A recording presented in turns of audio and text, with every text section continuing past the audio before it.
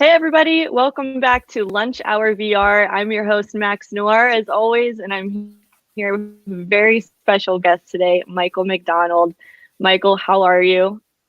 Not too bad, not too bad. If you survived 2020, you made it into 2021, I think you can't complain too much. Definitely agree with that. So you are the founder of Gold Lotus. Can you tell us a little bit about that in one sentence? Gold Lotus helps people rethink the way they learn or teach English as a foreign language. That's what we do. Very, very cool. So we'll circle back to that in a few moments, but first a little bit about you. Where in the world are you right now? I'm in a place called Lecce, which is in southern Italy. And for people that aren't too strong on the geography, you'll know that Italy looks like a boot and I'm in the hills. So I'm not too far from the sea or a whole array of pizza restaurants as well. So I'm a happy chappy. But I'm from the UK originally. Very cool. And if you don't mind, what brought you to Italy? Just the desire to not donate 99% of my income to rent and bills effectively. And, I don't think that's a strange kind of desire. And, I managed to I wouldn't say escape London because it's a great city, but I think for a young person born in the 80s, like me, if you don't have a partner who's also earning, if you don't have decent jobs, then it's quite tough to kind of carve out, the family of the house and the dog and the cat. And, I just wanted to accelerate that process. So I went to a place where I could maybe, afford to build a bit of a more stable life. Definitely. Well, I completely understand that sentiment. So yeah. Good job on that front. And how has 2020 been for you so far? How are you doing? You're healthy, you're happy? Yeah, all good. I don't think, I to be honest, I had my second dose of the AstraZeneca vaccine yesterday. I'm not fragile. I'm not over 60. I am a teacher. So I'm on the list of, kind of higher priority. So I managed to get that shot yesterday. And I've had a bit of a dose of the man flu in the last 24 hours. So I've been a bit lightheaded. And so if I start mumbling, it's because I do feel a bit groggy, but I'm not complaining. I appreciate, I'm grateful for what I've been given. Great. Well, congratulations on that. I know how great I felt when I got my second dose. So congrats. Almost welcome back to society. And now we can jump into learning a little bit more about Gold Lotus. So this is an immersive language learning tool. So tell us a little bit more about how it works.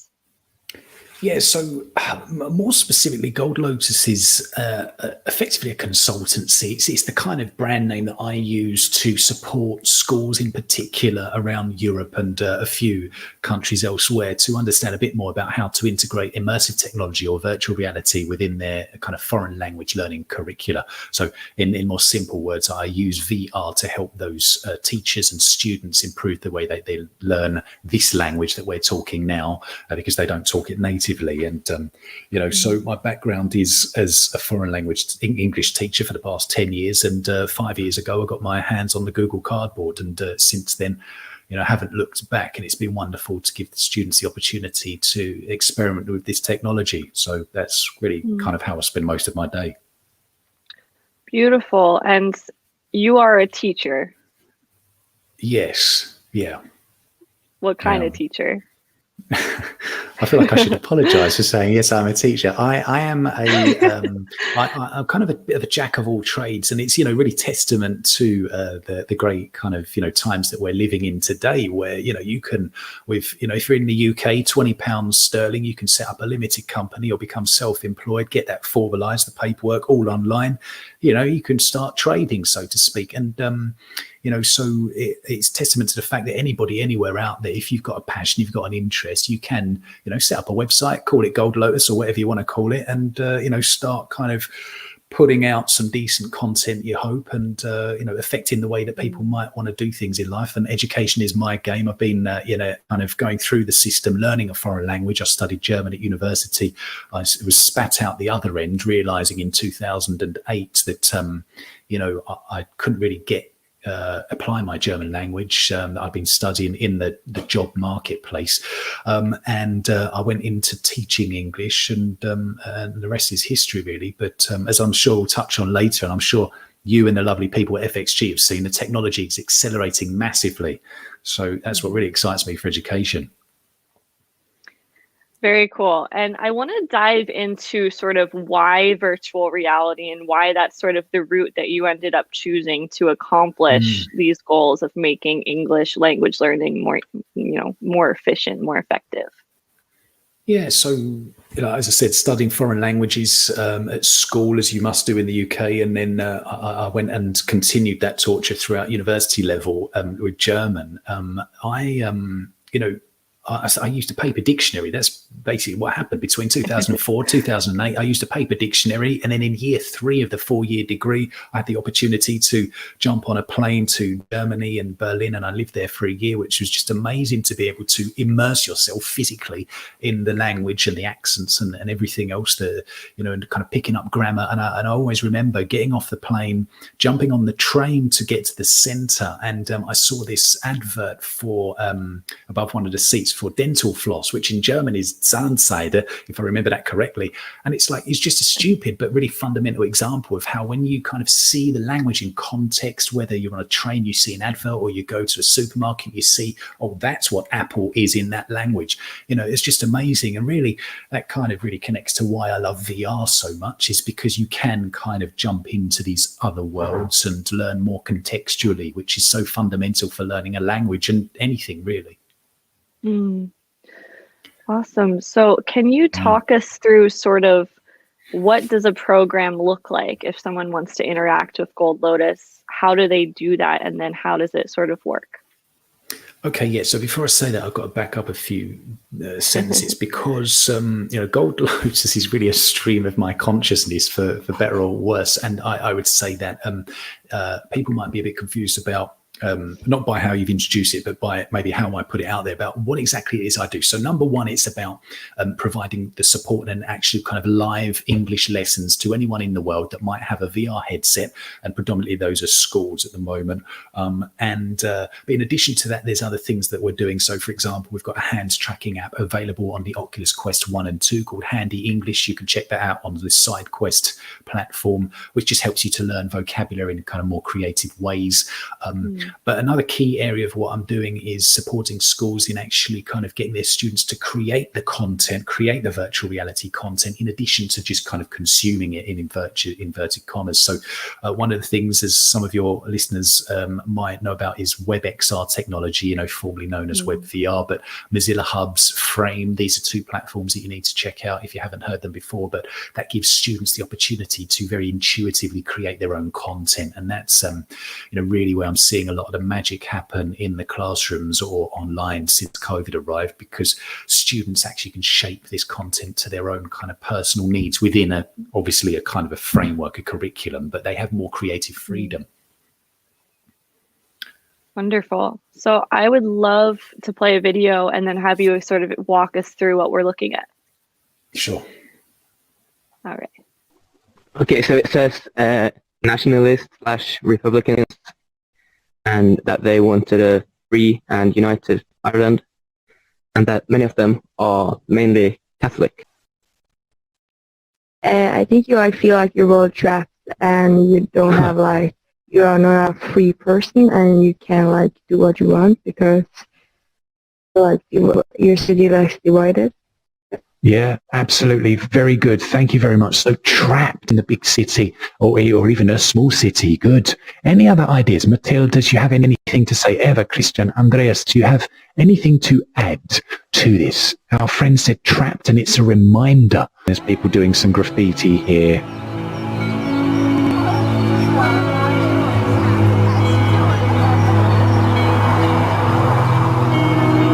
Very, very high, isn't it, this structure? No way can you jump over this or climb over this. I'm just going to jump forward a little bit in the video. There we go. So we have some words here: end. Sectarianism, in other words, kind of the communities that have been divided and fighting for what they think is right. We have some hearts over here from Matilda, some lovely blue hearts. Ever wants love? Yes, me too. Excellent. Selma's writing freedom. Good. Ja, zeg mij. We hebben echt een bordspray. Excellent. Andreas, great work there. Very artistic. And Christian has gone. Say it, Christian. Press tick. Look at your left hand. Press tick. Excellent. You've saved that.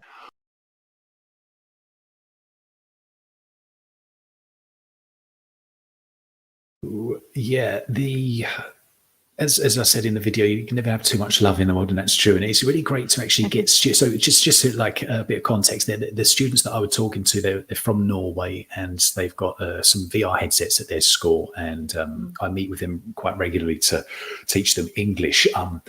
The Northern Ireland conflict, or the Troubles, as it's also known, is a bloody chapter of human history, and although it in theory ended in the 1990s with the Good Friday Agreement, it really actually, the scars still run deep. So it's something that is quite a sticky topic, but to be able to immerse yourself, I've said it before, but to jump into these kind of 360 spaces and to actually see, or these kind of huge walls that divide or separate, however you kind of take which stance you take, but that divide the various communities in that part of the world, is something you have to kind of experience and see. And obviously in times like this, or in general, it's quite logistically difficult to take people to various parts of the world. But thankfully, VR, you can do that. And I think what I'm seeing as well with this technology is the opportunity to just kind of provide a basis for conversation where the learning comes out of it. And instead of just charging into a bricks and mortar classroom with a textbook in your hand and saying, we're going to learn X, Y, Z today, sometimes you just want to let the kind of content do the talking and see where the language goes from there. And that's where really VR does come into its own. Beautiful. I mean, I love the interactive element, and it's very experiential learning based, which I find to be crucial in effectively learning something new. So I really appreciate that. And it looked like you were using Engage. Is that correct? Yes, and I think you had the chaps Michael Armstrong and Chris Madsen on last year, didn't you? I did. Good research. Really, they are really charismatic, really open to just at least listening to you and seeing if they can kind of support you on your journey. So if anybody out there doesn't know Engage, go and check them out. That's the company, Immersive VR Education. And as you said, they've just actually, the interactivity, they've just launched an update where you've got now these 3D pens that you can bring into the scene. So I just got the students kind of graffitiing on the wall there. But the great thing about VR is, you can just break them up into different groups. And unlike Zoom or other platforms where when one person talks, everybody has to listen, VR's not like that. So it really, again, for the language learning, it does provide great tool to get some group work going. Wonderful. And do you use other platforms as well to do this work, or is it primarily Engage? Yeah, I use AltSpace. That's quite good. It really depends on the kind of audience that I'm working with. I find that for the content creation type stuff, Mozilla Hubs is my go-to type of place because there's no downloads required. You don't even need the VR headsets to access it. And actually, you don't need either. You can access it on 2D with Engage and and AllSpace. But particularly Mozilla Hubs, that's my go-to place for your kind of content creation stuff with the students. Engage is my place to go to for some of those more kind of refined, polished 3D environments and the interactivity. Particularly, they've got a great feature, which is the recording of the avatars in the space, where you can capture like a Matrix movie, everybody what they're doing, and then play that back immediately. And again, for language learning, sorry to keep banging on about that, but I am a languages teacher. For language learning, to be able to show someone in any language, I don't want to just say English, but like what they said for 10 seconds, and then get them to recognize their mistakes, their issues, their pronunciation deficiencies, is a really great way. And as we call in education, the voyage of discovery, taking the student on the journey of understanding what it is they know or don't know and helping them along that way, rather than you just saying you got that wrong, which is a bit kind of like, two-dimensional. Right. Absolutely. So for anyone who might be watching who's potentially interested in working with you or taking a course, how can they do so? And also, how often do you run these types of things typically? Well, the door's always open, so you just go to goldlotus.co to check out some of the projects that are going on, and get in touch. The fact that anybody out there might be a native English speaker and be in the US, UK, wherever that is predominantly an English speaking country isn't a problem, because like we did with the Italian students a few weeks ago with some Canadian youth groups and an American school, we would love to have your school anywhere in the world connect with some of these Italians or Norwegians to just kind of share stories and bounce off each other to teach and learn. That's the great thing, of course, with VR, is that you can meet anyone anywhere in the world in real time. So that definitely check out the website goldlotus.co or Twitter. Awesome. Yeah. So I think now I'm going to play the other video and you can tell us a little bit about that as well. Okay. Hello everybody, it's Michael here from Gold Lotus. I wanted to update you on the latest developments of our research project with University College London's Institute of Education and the University of Salento's AVR lab here in Italy. And here we are standing at the Fondo Giuliano Archaeological Complex in Puglia, southern Italy. On this site there were 3 periods of churches which were found here, and you're now looking at the first church, which was built between the end of the 4th and the beginning of the 5th century. As Christianity started spreading, mixing with paganism, the practice of being buried ad sanctos became more common, meaning that the dead were buried near the tombs of the saints and other holy sites in the belief that their souls would derive spiritual benefits from the placement of their physical remains in that area. Now, the Fondo Giuliano cemetery is a clear testimony to this practice. The tombs here were carefully made and had sloped slabs, as you can see in front of me, with cement holders even for people to carry out a refrigerium, the origin of the English word refrigerator or fridge, which was a rite typical in medieval times where people would gather around the graves to offer food to the dead. And we know this was a practice at this particular location due to the finding of fish bones, eggshells and the bones of goats. But here we are standing now inside this church, and we'll be using this location in our upcoming research study to investigate the effectiveness of the using non-immersive virtual reality, that is the interaction of this space through a flat computer screen, compared to the more traditional paper-based way of learning. We'll be following the task-based language teaching pedagogical framework to get students using places like this to guide people around as if they were a tour guide. Now, thank you to Dr. Andrea Reves of the University College London for her support in ensuring everything we do is pedagogically sound as it can be, the University of Salento's AVR lab for their support of this particular model, and Professor Giuseppe Mastronuzzi, Director of the Department of Earth and Environmental Sciences at the University of Bari in Italy, for allowing us to use this 3D model of this ancient church. We'll be back soon with more updates. I got worn out just listening to myself there. I was speaking incredibly fast. I apologise for that. That's what happens when you do the problem with some of the, I think it was Mozilla Hubs on that particular platform that we used. You just caught the video footage, and then I need to do the commentary over it, and the video was running forward. I was trying to get all the words out. But the long and the short of it is that with Mozilla Hubs, but other platforms as well, you can import your own 3D models into these spaces. You can make it your own, and of course meet people in real time in the world. So that particular church, as I said in the video, is what we're using for our research at the moment, really just to explore how this technology can fit into the the language learning classroom. So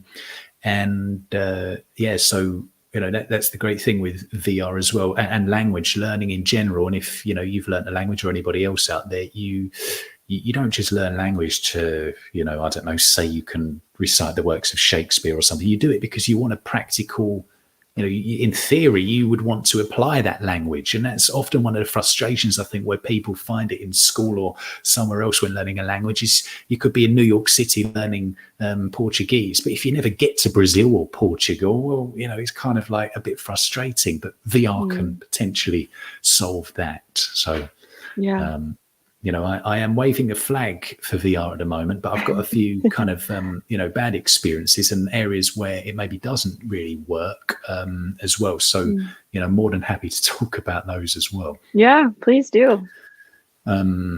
So obviously, if you're so, okay, one story, I said this before, but I'll say it again, 15 Vietnamese teenagers, I met them in Mozilla Hubs, one of the platforms, and I just completely lost control of them.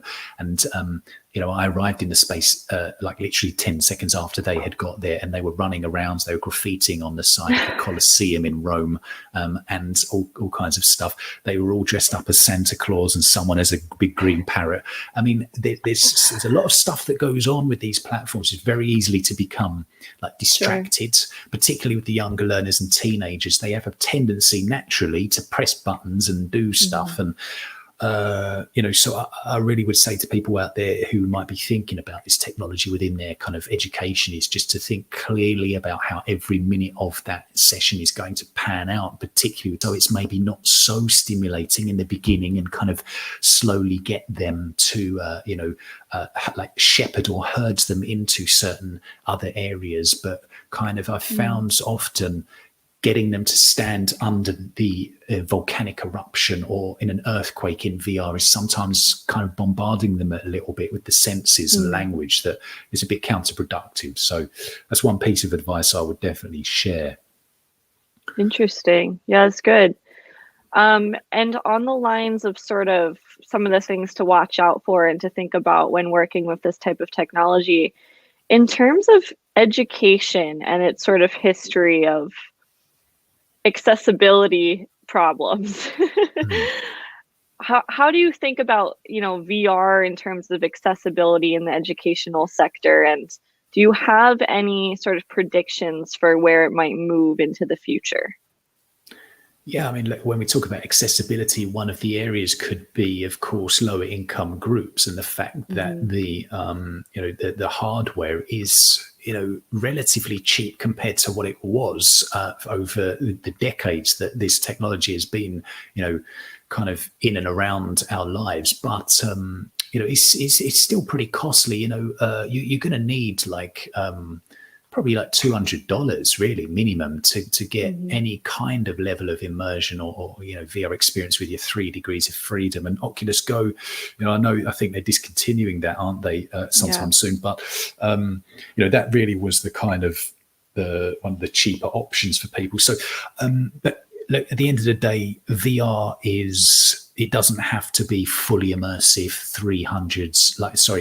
6 degrees of freedom and full interactivity. It could literally just be your 2D spatial learning, just getting people thinking outside the box about very much the multimodal nature of these spaces, in the sense that, particularly again with languages, but other subjects as well, that to immerse yourself even on a web browser in a 3D space where you can click some buttons, you can divide people up into groups and get them consuming text-based content, video-based content, the interactivity, the audio as well, doing some reading activities as well. There's a lot of kind of diversity in the content you can provide just through a web browser. So don't be discouraged if you don't have the money in your pocket or in the school budget to buy this this hardware. I think there's still a lot you could do. And also that most of us do have smartphones with the YouTube app, and most of us probably do have the gyroscopes in the phone, so you can look at some 360 videos, even with a Google Cardboard, which will cost you $4, and get the students working together to describe what they see, get some group work, creative projects going. So really you do need a bit of creativity as well. Sure. Yeah, I know usually one of the most common solutions that I hear in terms of how do we solve the inaccessibility issues for virtual reality so that the people who need the technology the most for education can actually access it. A lot of times the answer is make it available on the desktop, make it available on the smartphone and the tablet. And I know that Engage and some other apps are really working hard on that, and that they are already available for streaming through a smartphone, which at this point, smartphones are so readily available country to country. So that's really great to hear, and it gives me some hope. Yeah, definitely. I think as well, another aspect of accessibility, and I've got to give a big shout out to the work going on over in Canada. I think it's Vancouver they're based, the Ethos Lab. That's ETHOS Lab. And they they did like over the spring break period. I connected some of my Italian students with their youth at their organisation and or their youth group, and they had an interesting kind of part of that week-long program where they spoke about kind of identities, digital identities, and particularly I think this is the key moment now in this kind of chapter of technology, education, or humanities for people at all corners of the kind of society and all levels to kind of try to muscle in and elbow their way in on the conversation to say it makes sure that avatars are inclusive, make sure, for example, even the hardware. For example, another guy got a big shout out, give a big shout out to Steve Bambury, Bambury. He told me an interesting story about showing some VR content to people out in the Middle East, and because of the religious headwear that these people were using, they didn't want to put the strap over their headwear, and so their hands were holding the headset, and therefore they couldn't hold the controllers to interact properly with the content. So these are other factors that people need to be thinking about when using this. And now's the time to get in on the conversation. The fact I'm talking to you now doesn't mean that I'm more important than somebody that's not. I'm just here talking to you about languages, but everybody's got something to say. Sure. So where do you have any resources or any people? I mean, you mentioned Steve Bambury. He's a great resource. Where are some good places that of that these types of conversations are happening where people can sort of join the discourse? So educatorsinvr.com is a wonderful resource. They're probably about 3,000 strong now of people like me, teachers, enthusiasts, researchers, startups, across the gamut of education and life, languages. That's educators in VR. Sorry, I'm talking too fast again. I'm confusing even other native English speakers. This microphone, by the way, is so close to me because it's not just picking, it's like a spit blocker because I just talk so fast. I'm just protecting my laptop keyboard. Educators in VR is the website. Go and check them out. If languages isn't your game, don't worry, because they're talking about STEM, diversity, inclusion. They've even got aviation track in there as well, business development. Go and check them out. They've got a website and a Discord channel. And throughout the month of May, throughout all of the VR platforms, Allspace, Roomy, Engage, Hubs, they've got the Univirtual event as well. So there are lots of events to go and get involved with. Beautiful. Well, thanks so much for that. It sounds really valuable. So everyone, make sure you definitely check that out. And we're nearing the end of our time, which always sneaks up so quickly. Troy VR is a great resource. Absolutely. So I want to, ask you the last question of where do you see the future for your work in English language learning immersively and Gold Lotus? What are your goals? Okay, so two parts to that. Very briefly, number one, I would say for me personally, where I would love to take it with my Gold Lotus, my projects, is to connect with anybody out there that is interested to collaborate with me to just push the boundaries of kind of language learning and education. Whether that's WebXR, there's a great guy, Matt Cool, I've got to give a big shout out to. He's doing some great work with WebXR. But anybody that's kind of interested in just, having a conversation, I'm open to. But in terms of language learning and VR in general, I would say that, of course, it has to be those extrasensory types of experience, the tactile, the olfactory, the sense of smell. If you want to learn, let's just forget English for a moment. If you want to learn, I don't know, some kind of obscure South American dialect, you want to jump on a plane, you want to go and get off the plane and be greeted by someone from that community, have your hand held kind of figuratively around where they live and work, and you want to actually smell the foods that they're cooking and touch the kind of maybe the materials of the particular clothes that they wear.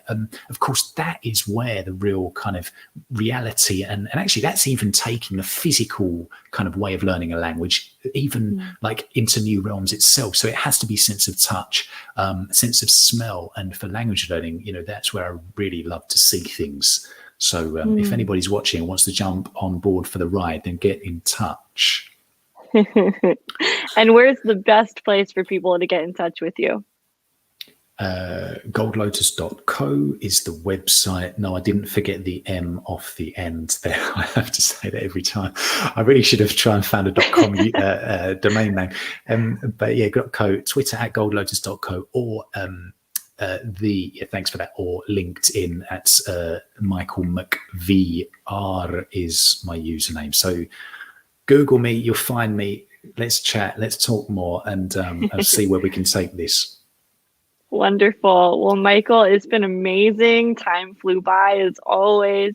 I'm really, really excited to see sort of how you progress in the future. Language learning is, extremely important to me, and I know people around the world. So I appreciate the work that you're putting into it. Great. Thanks for having me again. Keep up the good work with your projects and FXG, and hope to see you sometime soon. Thanks, Croy. Hopefully I can come back. Hope you can invite me back next year, and we can update each other. All right. Wonderful. Well, thanks again, and quick shout out to my audience, my Patreon supporters.